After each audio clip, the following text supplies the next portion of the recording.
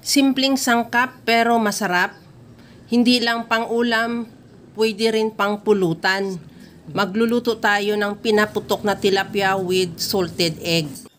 Ihanda muna natin yung ipapalaman natin sa ating tilapia. Meron ako ditong siling green, kamatis, sibuyas, luya at salted egg.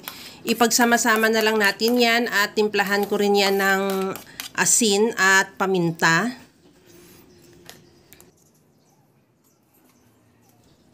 Maglagay na rin ako ng calamansi juice at lagyan ko rin ng liquid seasoning. Ihalo lang hanggang sa mag-mix lang yung lahat nating ingredients.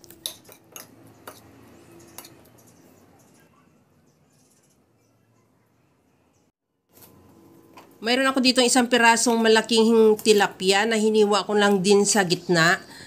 Timplahan ko na rin yan ng asin at maglagay din ako ng garlic powder. Both sides at make sure lang na malagyan mo lahat na part at lalong-lalo na sa loob. At maglagay na rin ako ng paminta.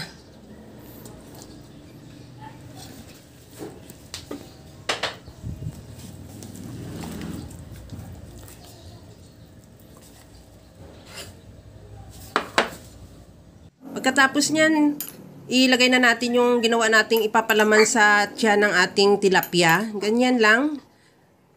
Ilagay lang natin lahat yan. Siguraduhin mo lang na ma-press mo lang sa loob na magkaroon lang din ang lahat na parte ng loob ng ating tilapia. Magkaroon ng palaman.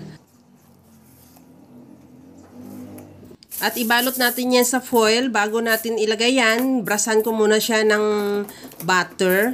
Pwede rin margarine kung may margarine ka. Kahit ano, basta hindi lang dumikit yung tilapia natin.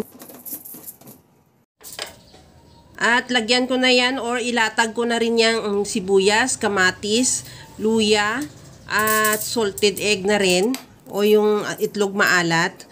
At magtira ka na rin ng nilagay mo dyan sa baba para mamaya ipatong din natin sa taas ng tilapia. At pagkatapos nyan, ipatong na natin yung tilapia dyan. At lagyan ko rin yan sa taas na kung anong nilagay natin sa baba. Maglagay din tayo ng kagaya ng sibuyas, kamatis, luya at yung itlog maalat or salted egg. At pag maglagay din ako pala ng siling green para mas lalong mabango yung ating pinaputok na tilapia. At pagkatapos yan, ibalot na natin ng foil yan. Ganyan lang kadali, napakasimple lang at siguraduhin mo lang din na ma-fold mo yung both sides or lahat na part na gilid. Para ma-sealed yung sabaw niya mamaya o yung sauce na lumalabas sa tilapia.